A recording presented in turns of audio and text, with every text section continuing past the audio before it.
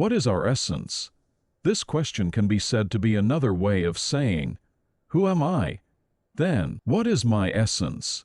These days, you can learn about enlightenment and knowledge to a deep level through YouTube. Though this question may feel a bit awkward, but I think it is a question that those who are just starting out in this field must know. What is my true essence? Is my body me? Is my name me? Are my thoughts me? What is my essence?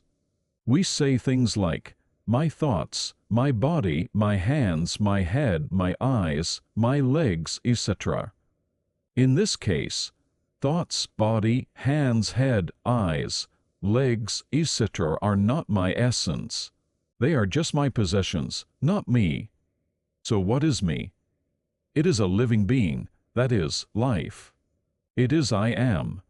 Me as I am, a living being, pure consciousness or life, is our essence. You probably know the law of constancy of energy. Life energy is unchanging. What does not change does not die. If you look at the ocean or the river with your eyes open and without thinking, the space in your mind will soon be filled with the ocean or the river. Then, at some point, you will become one with the ocean and the river. You are the ocean and the river. It's the moment to become one with the water. That empty space of your consciousness will never change. Only clouds of thoughts and emotions come and go in the empty sky of your consciousness. Your thoughts, which keep changing, are not eternal, because they change.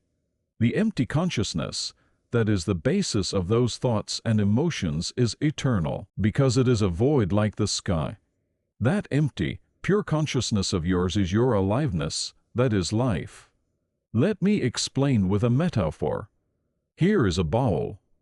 This bowl can hold all kinds of food.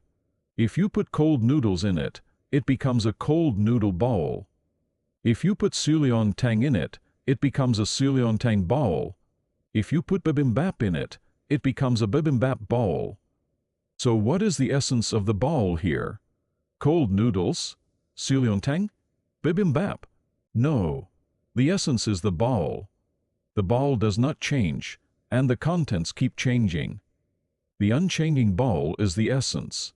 However, we accumulate the experiences we receive through our 5 senses in our minds, and know them as me. We know the contents, such as naengmyeon, tang, and bibimbap, that keep changing as me. The contents keep changing. The contents can never exist without the container called aliveness. Therefore, our experiences stored in our minds are nothing more than contents. They are by no means our essence. Our essence is aliveness that the contents can contain. Life, the eternal energy that does not die, is our essence. Life is expressed as light. Because it is an immortal being, it belongs to the absolute world. The relative world is not eternal. Only the absolute world is eternal. Because it does not change. Light does not change. Try hitting stones or iron against each other hard. It will flash and sparkle. When material energy reaches its limit, it becomes light. Our essence is life and light. We are such eternal beings. The I-ego that we know is a means to live in this world, not our true self. Without the I-ego, which is the result of our experiences and thoughts or our memories, it would be difficult to live in this world. We would not be able to find our own homes, and we would hardly be able to live in society. If you live knowing this means I-ego as your essence, your heart will be completely torn apart.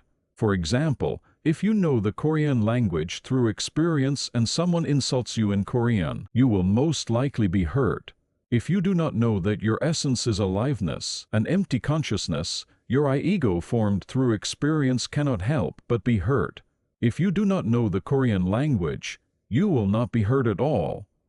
If you learn Korean and live knowing your I-ego as your true self, you cannot avoid these wounds. Therefore, in order to be free from the world, we must find our own essence. Who am I? What is my essence?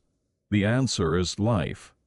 Jesus also said, I am the way, the truth, and the life. I am is the way, the truth, and the life. Here I use the expression I am. The general expression is this: I am the way, the truth, and the life. If we express it this way, I here means personal Jesus. I don't know if this translation is a proper translation of the original text, but if we say personal Jesus, we are making the mistake of misrepresenting Jesus' teachings 180 degrees. To properly convey Jesus' intention, I should become I am. I am is me as I am, that is, being. In other words, it is aliveness. Otherwise, if it becomes a personal Jesus, many logical problems arise. If you point to the moon, you should look at the moon, but you end up making the mistake of looking at the finger pointing at the moon. If you point to the truth, you should look at the truth. The eye that points to the truth is not important. However, people are obsessed with Jesus, which points to the truth. They do not practice the truth but only follow Jesus.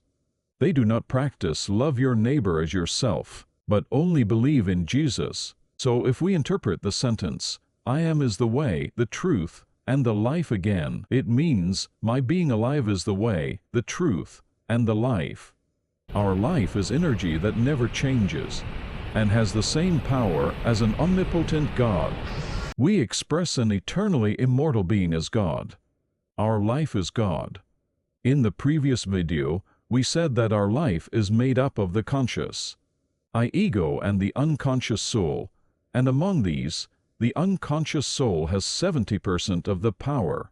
So when we want to do something and do not know how to do it, if we take action once, we will eventually find the way, even through many trials and errors if we do not give up. This is the life and the way that Jesus spoke of. Our I-ego, which is the sum of our experiences, is always afraid because it does not know about what it has not experienced. However, our essence, life, is omnipotent. So when we move into action, even in fear, our soul, which is the energy that extends, informs us through inspiration what to do with that omnipotent ability. Then, we just need to put that idea into action. In the previous video, I said that the fastest way to move our souls is through action.